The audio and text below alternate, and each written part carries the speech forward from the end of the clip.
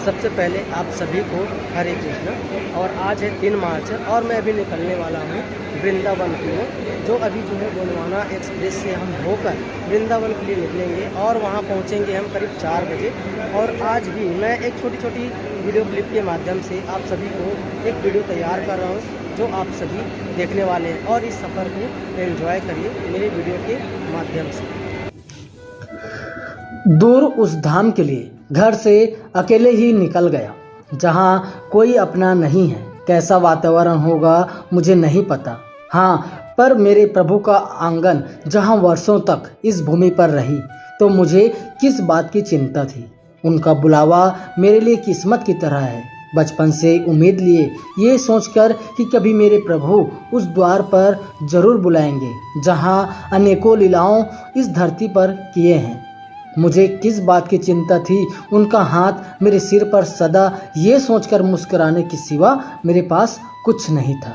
जैसा कि मैं मथुरा के लिए निकला हुआ था तो अभी जो सुबह के 6 बज चुके हैं और मैं अभी हूँ भंडई जंक्शन के आसपास। और मुझे जो है मथुरा लगभग 7:30-8 बजे के आसपास वहाँ छोड़ देगा।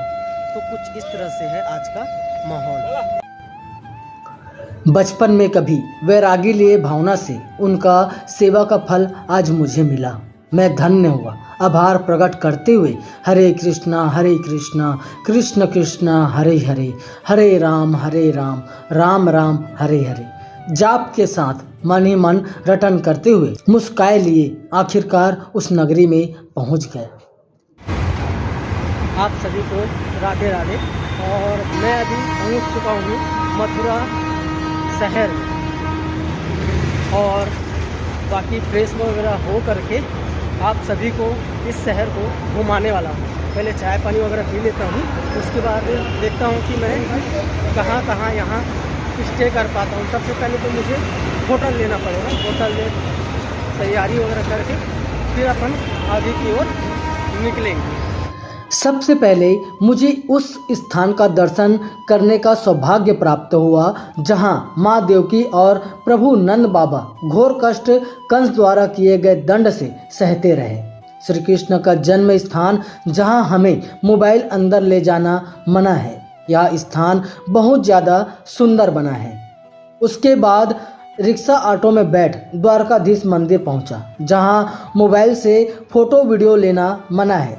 चुपके से वीडियो बना लिए जो कि गलत है, लेकिन आप लोगों को भी इस वीडियो के माध्यम से दर्शन जो कराना था।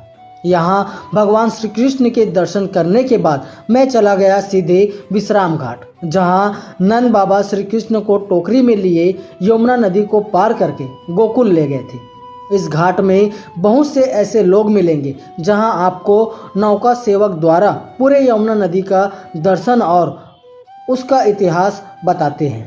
यमुना नदी के पास में ही कंस किला है। इस किले में घूमने के लिए जाना था लेकिन नहीं गया क्योंकि जो व्यक्ति मेरे प्रभु नंद बाबा को घोर दंड दिया उस स्थान पर जाना उचित नहीं लगा और नाव में बैठ सिर्फ यमुना मैया को निहारते हुए इस सफर को आगे बढ़ाता चला गया। भगवान द्वारकाधीश और विश्राम घाट दर्शन करने के बाद अब ऑटो में बैठ सीधे वृंदावन के बांके बिहारी मंदिर जहां आज भी भगवान श्री ठाकुर बांके बिहारी भक्तों को दर्शन देते रहते हैं। मैं भी दर्शन करने के बाद हजारों भक्तों की भीड़ और जयकारे के साथ हम सभी श्री ठाकुर जी के साथ रंग में रंगने को तैयार थे।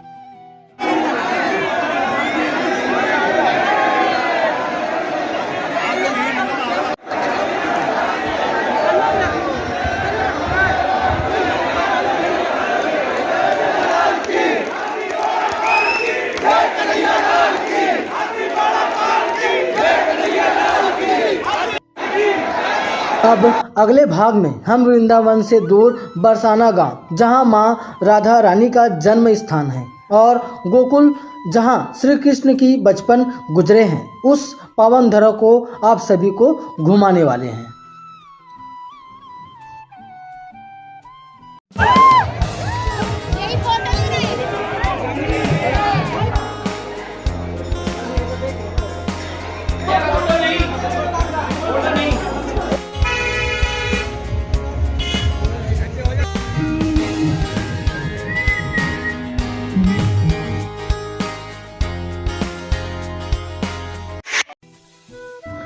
सुबह करीब 7 बजे के आसपास श्री ठाकुर बांके बिहारी दर्शन के दूसरे दिन गौतम पाड़ा से अटल्ला चुंगी बस स्टैंड से महज 10 मिनट इंतजार करने के बाद बस स्टॉप पर पहुंच गया। बस में सवार होकर सीधे बरसाने पहुंचा, जहां सामने लिखा हुआ था मारो प्यारो बरसाना।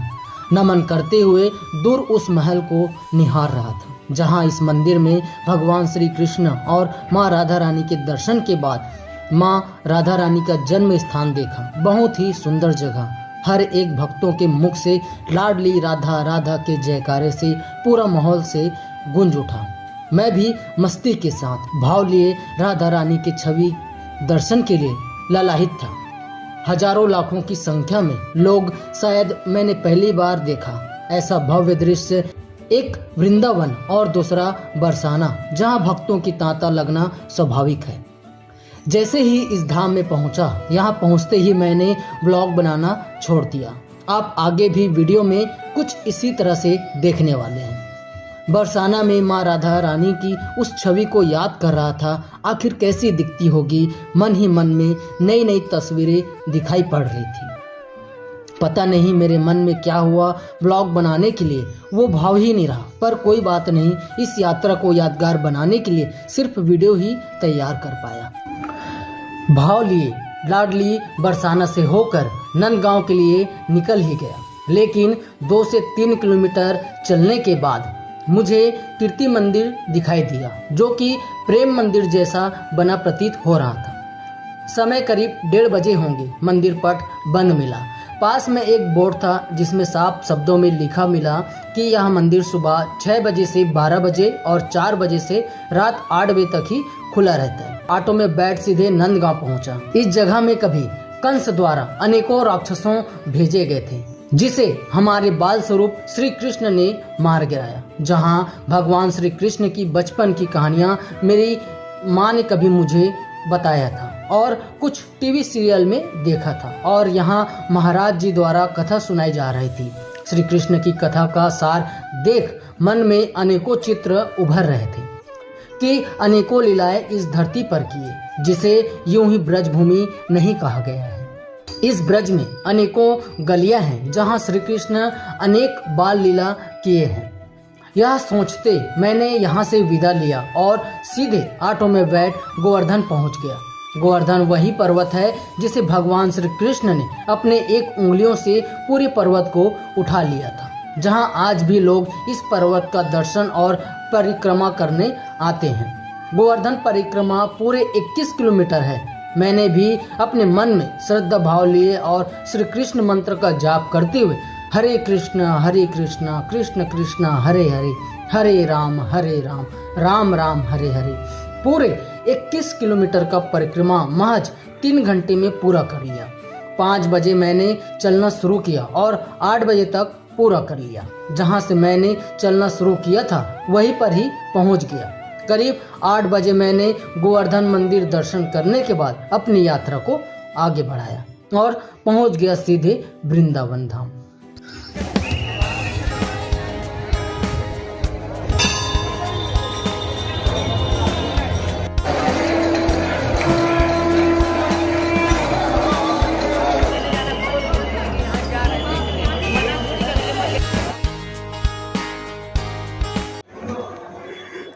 मार्च 2023 गोवर्धन परिक्रमा मार्ग दर्शन करने के सुबह 6 मार्च सुबह अपने होटल से झटपट तैयार होकर मैं निकल गया निधिवन।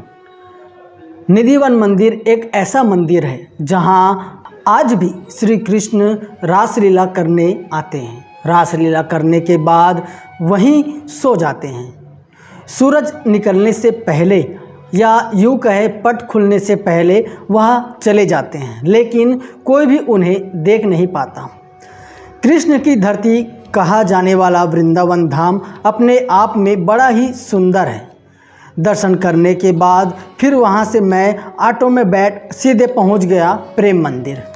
सुंदर पुष्प लता से सजे यह परिसर वाकई में इतने सुंदर है कि कैमरे या वीडियो में प्रदर्शित नहीं किया जा सकता। अगर आप प्रेम मंदिर को निहारते हैं तो मन में बस राधा कृष्ण के नाम से सिर्फ अपने मन में सिर्फ धुन ही सुनाई देगी। आपने मथुरा और वृंदावन के कई मंदिरों के बारे में तो सुना होगा। उनका इतिहास, उनकी आकर्षक वास्तुकला लोगों को बेहद आकर्षित करती है, लेकिन वृंदावन में मौजूद प्रेम मंदिर पूरे विश्व भर में प्रसिद्ध है। इस खूबसूरत मंदिर को देखने के लिए न केवल देश से बल्कि विदेश से भी लोग आते हैं। यहाँ की शांति और सुंदरता भक्तों को घंटों पर रुकने के लिए मजबूर कर देती है। इस खूबसूरत मंदिर का निर्माण जनवरी 2001 में शुरू किया गया था और इसका उद्घाटन समारोह 15 फरवरी 2012 को किया गया था। मंदिर की ऊंचाई 125 फीट है और लंबाई 122 फीट है। वहीं मंदिर की चौड़ाई करीबन 115 फीट है। मंदिर संगमरमर के पत्थरों से बना है जो कि इटली से मंगाए गए थे। आपने ये मंदिर देखा है तो आपको पता होगा कि मंदिर में स्थापित श्री कृष्ण की झांकियाँ कितनी मनमोहक है। साथ ही माँ सीता और भगवान राम का सुंदर फूल बंगला भी देखने लायक है। मंदिर में फव्वारे, श्री कृष्ण और राधा रानी की झांकियाँ, झूलन, लीलाएं बहुत ही सुंदर ढंग से दिखाए गए हैं। कुछ देर ठहरने के बाद मैं चला गया इस्कॉन टेम्पल, बलराम मंदिर। इस्कॉन मंदिर यमुना नदी के किनारे पर स्थित है। माना जाता है कि 5000 वर्ष पहले जिस स्थान पर भगवान श्री कृष्ण और बलराम अपनी गायों को चराने आते थे, खेल करते थे और गोपियों के साथ लीलाएं करते थे, ठीक उसी स्थान पर इस्कॉन मंदिर का निर्माण किया गया है। इस्कॉन मंदिर में भक्तों को थिरकते देख मन में बहुत खुशी हुई। मन खुशी से झूम उठा। शाम अपने होटल से फ्रेश होकर मैं चला गया वैष्णो देवी मंदिर। वैष्णो देवी प्रतिमा 141 फीट ऊंची और सिर की ऊंचाई 35 फीट है। इसमें विशाल आकार के कारण यह दूर से ही दिखाई देती है। दर्शन करने के बाद फिर मैं चला गया प्रेम मंदिर। यह मंदिर इतना सुंदर है कि बस एक टक निहारते ही जाऊं। इसका निर्माण जगत गुरु कृपालु महाराज द्वारा भगवान श्री कृष्ण और राधा के मंदिर के स्वरूप में करवाया गया है।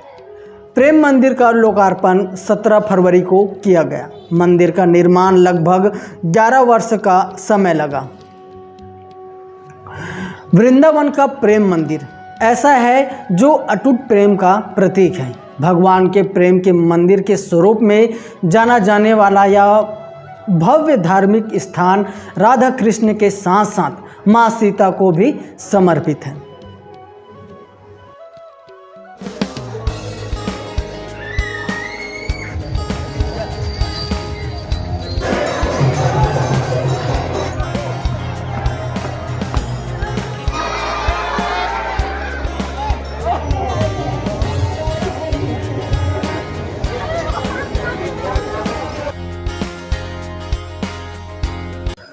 आज का दर्शन मेरे लिए बहुत ही चैलेंजिंग होने वाला है। इसके बारे में आगे वीडियो में बताने वाला हूँ। यह कहे कठिन भी होने वाला है। 7 मार्च सुबह मैं जहाँ जिस होटल में ठहरा हूँ लगभग 5 या 5:30 बजे तैयार होकर मैं चला गया अटल्ला चुंगी बस स्टैंड के पास। बस में सवार होकर हमारे छत्तीसगढ़िया भाई मिल गए। थोड़ी बातें हुई। वो लोग इतने खुश थे कि बस में बोरीबासी का जिक्र और छत्तीसगढ़िया सबड़े बढ़िया के साथ नाचने लगे। होली गीत के साथ यह सफ़र आगे रवाना हुआ।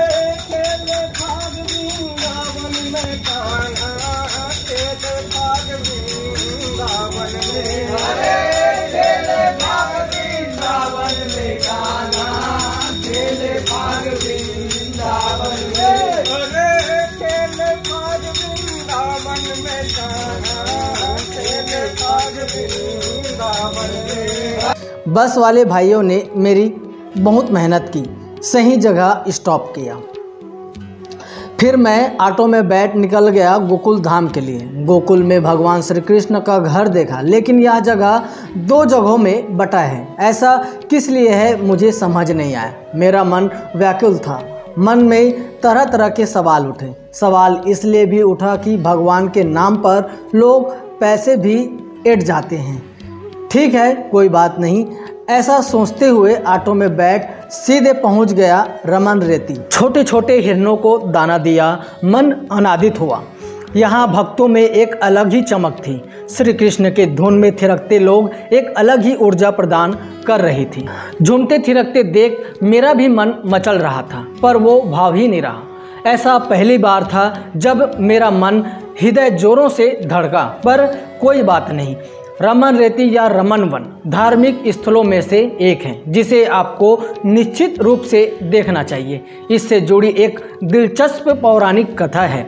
ऐसा माना जाता है कि श्री कृष्ण की माँ यशोदा उन्हें विभिन्न घरेलू कामों के लिए अपने दोस्तों के साथ जंगल में भेजती थी। भगवान श्री कृष्ण ने बाल रूप में इस रेत पर लीलाएं की थी। इस रेत को पूरे शरीर पर लगाने से सभी बीमारियां दूर हो जाती हैं।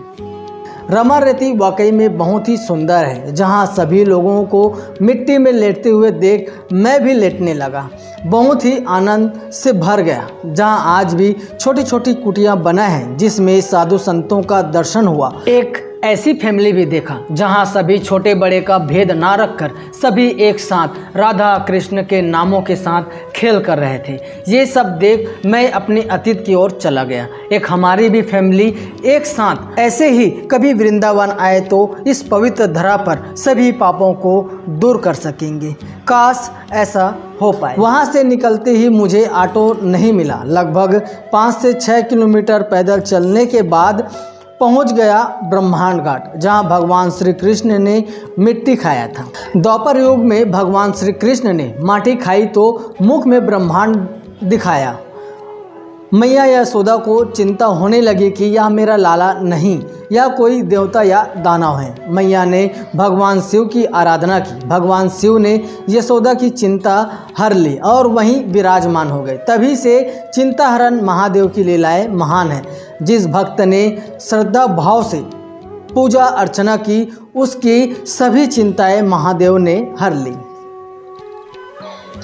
दर्शन करने के बाद मैं पहुंच गया अपने होटल में, आराम किया। फिर शाम को विश्राम घाट पहुंचकर अपने आप मन में चल रही सभी चिंताओं को त्याग दिया। विश्राम घाट में सुंदर सी नक्काशी किए हुए घाट और यमुना मैया को निहारता रहा। ऐसा सौभाग्य सुख वृंदावन में आकर मुझे मिला। शाम मैंने वृंदावन की होलिका दहन देखा। यहाँ लोग अजब तरीके से होलिका दहन मनाते हैं, जो मेरे लिए बहुत ही खास पल रहा। आप सभी को कहना पड़ेगा राधे राधे।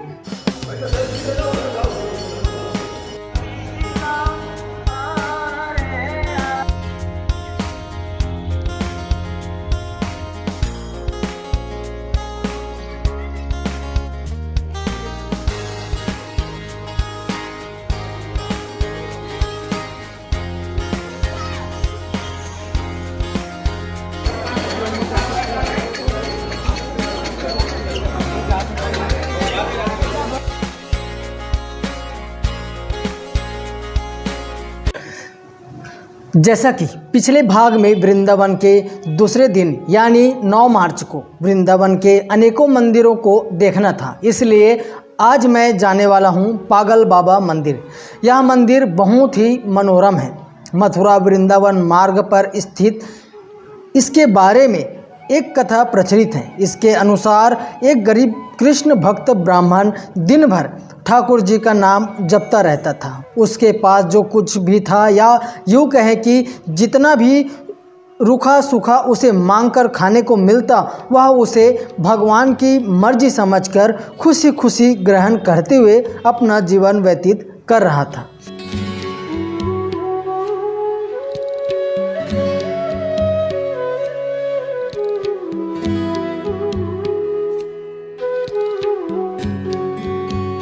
यह मंदिर वृंदावन की सबसे अद्भुत मंदिरों में से एक है।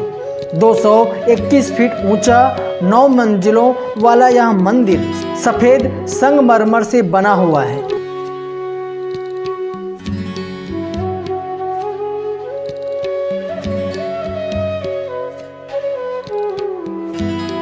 दर्शन करने के बाद चला गया बिरला मंदिर। यह मंदिर लक्ष्मी नारायण को समर्पित है, जिसे गीता मंदिर के नाम से भी जानी जाती है। पत्थरों के गगनचुंबी स्तंभ पर उकरे श्रीमद् भागवत गीता के श्लोक और पत्थर के गीता रथ के कारण ही मथुरा में बिरला मंदिर का नाम श्रीमद् भागवत गीता रखा गया।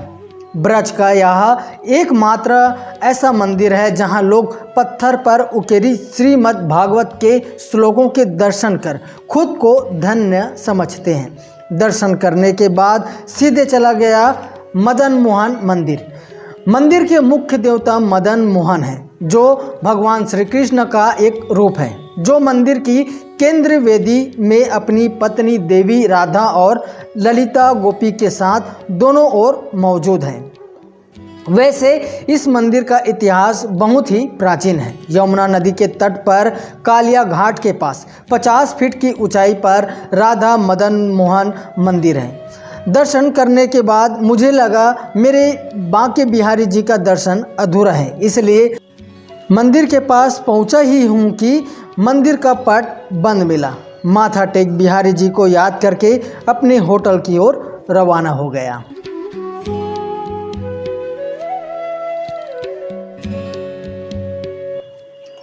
अरे अरे कहाँ जा रहे हो? अभी तो आगरा घूमना बाकी है। आगरा घुमाने से पहले मेरे इस वीडियो को लाइक ज़रूर करें और शेयर भी कर देना। कमेंट में राधे राधे लिखना ना भूलें। मिलते हैं अगली वीडियो में। आप सभी को हरे कृष्णा, राधे राधे।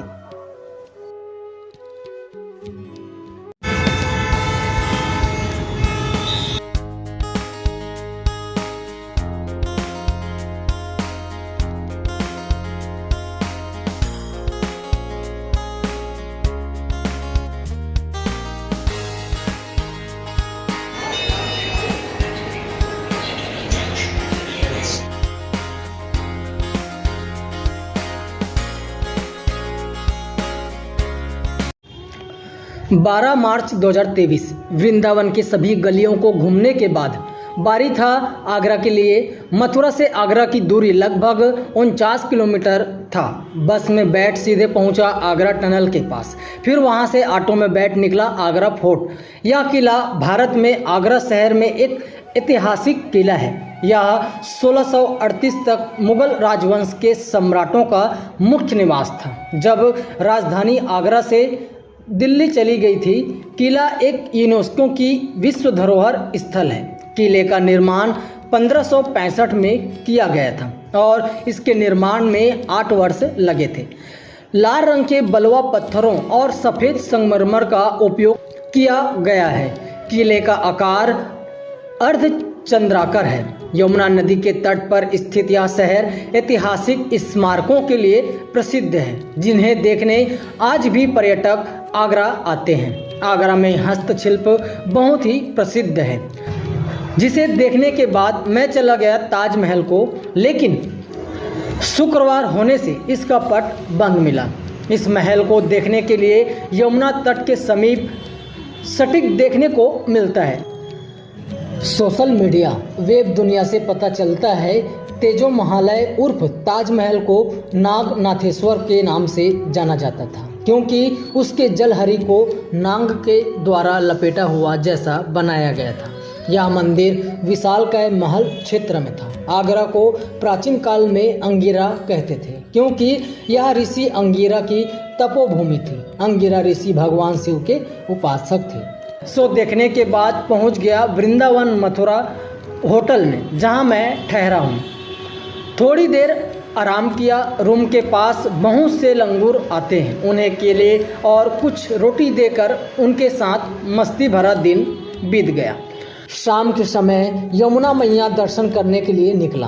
अपने आप को अकेला असहज महसूस कर रहा था, या यूं कहे वृंदावन को छोड़ने का मन नहीं कर रहा था। आज मेरा अंतिम दिन था, सो इसलिए यमुना किनारे घूमते कब रात हो गई पता नहीं चला।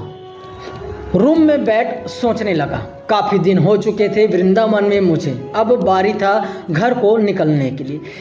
इस बीच इस रूम का थोड़ा वीडियो बना लिया ताकि जब कभी आऊँ तो यह याद रहे कि यहीं ठहरा था।